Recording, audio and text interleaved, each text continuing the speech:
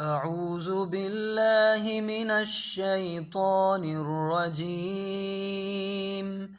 بسم الله الرحمن الرحيم. ألهاكم التكاثر حتى زرتم المقابر. كلا سوف تعلمون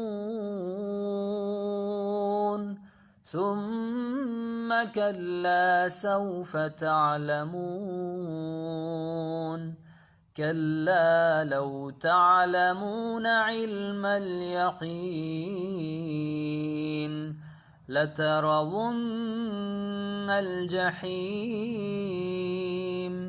ثم لترونها عين اليقين ثم لتسألن يومئذ عن